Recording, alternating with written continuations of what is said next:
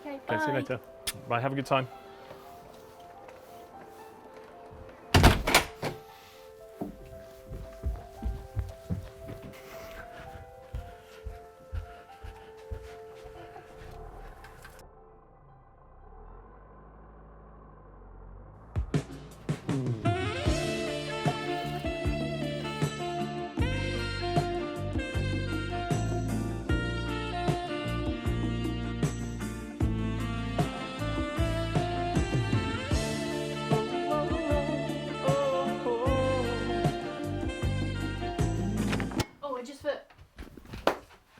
What are you doing? I thought you'd left already. I thought you'd gone. You're disgusting.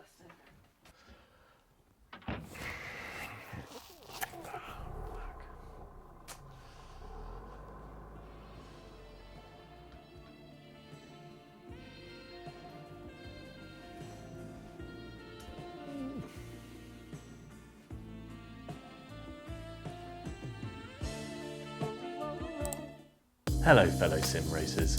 Are you looking for the hottest sim racing gear in your area? Well, you can come to my studio and Okay, that's quite enough of that, but if you haven't already guessed, I'm in possession of some of the sexiest sim racing kit money can buy, and today I'm taking a look at the Simucube 2 Pro and the all-new Simucube Tahko GT-21 wheel.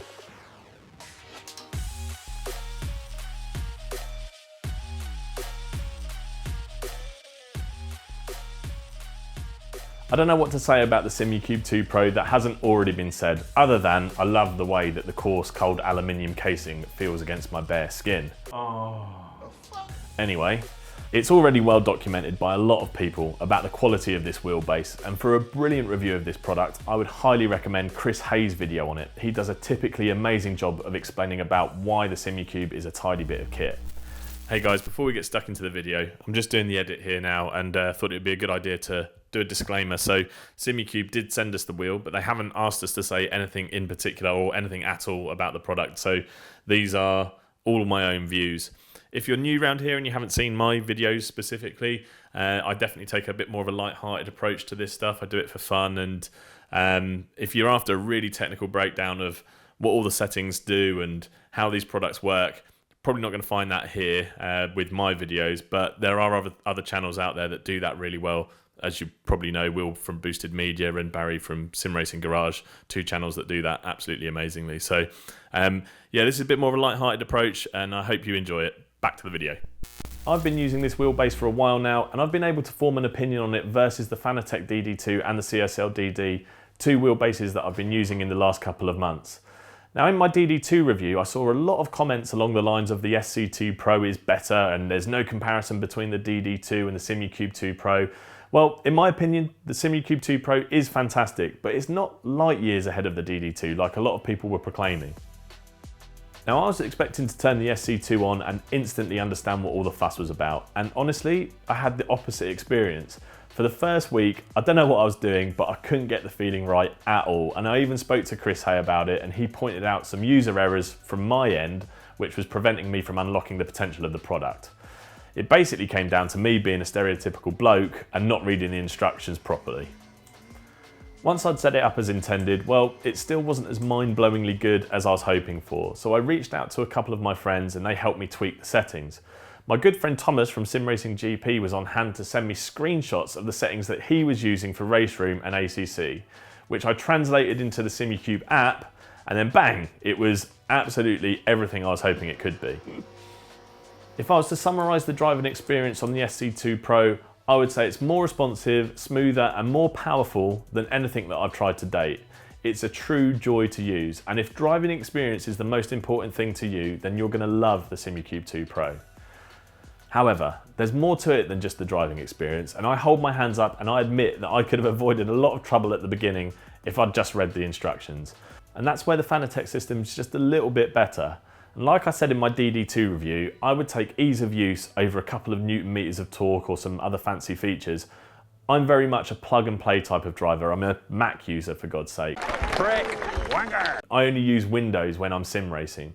So when the Simucube app installed and left this folder on my desktop, I didn't know if I could move it or have to leave it in place, or I don't know, I'm an idiot, I get it, but I just like things to be nice and easy.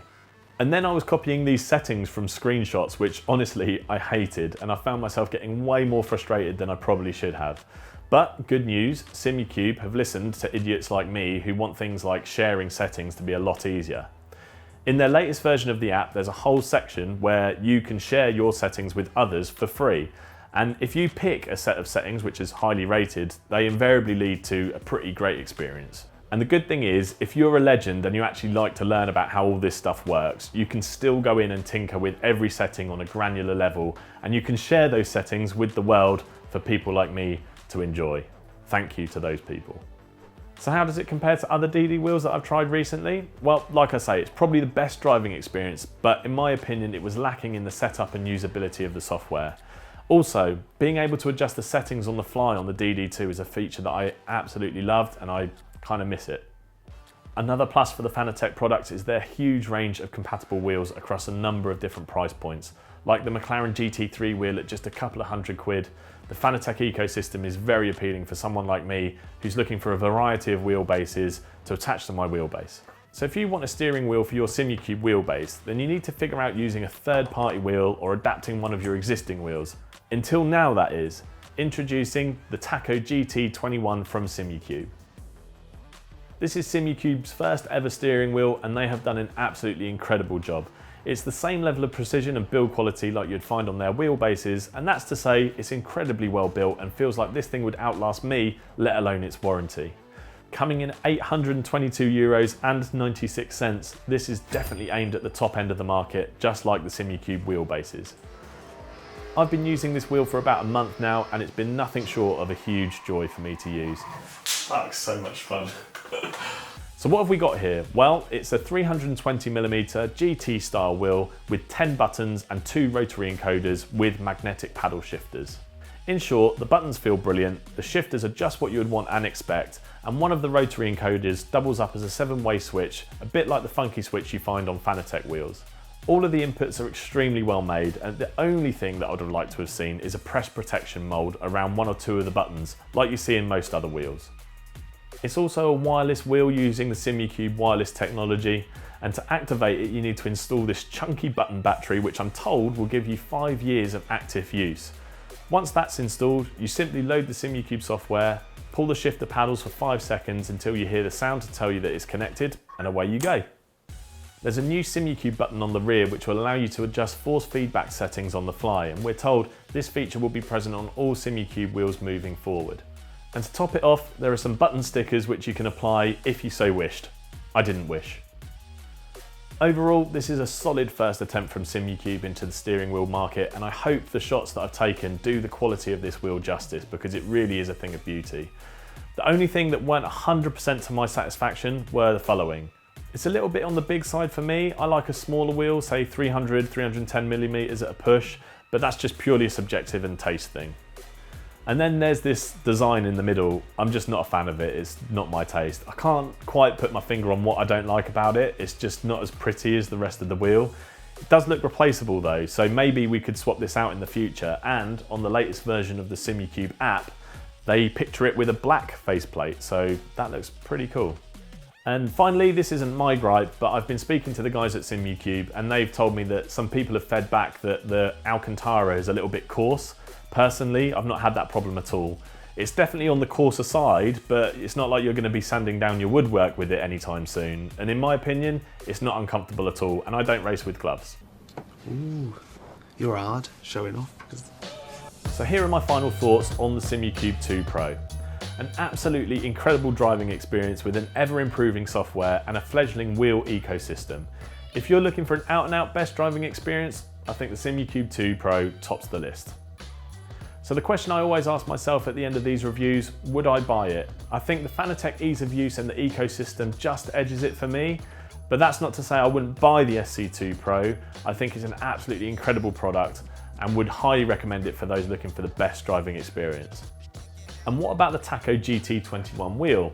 Well, I probably wouldn't have bought it because of the size. However, after using it for some time, my mind has well and truly changed. Knowing what I know now, I definitely would buy this wheel as it's feature packed and it will last a lifetime. Just need to find a replacement for that orange triangle in the middle. As you guys know, I'm still pretty new at making these videos, so your feedback is most welcome. Please leave any thoughts in the comments section below. But that's it for now. If you like the video, please leave a like, and if you're not subscribed, hit the subscribe button too. Next time you see me, I'll be reviewing the new Venom Atrax 3 pedals, and until then, take it easy in T1, and I'll see you in the next video.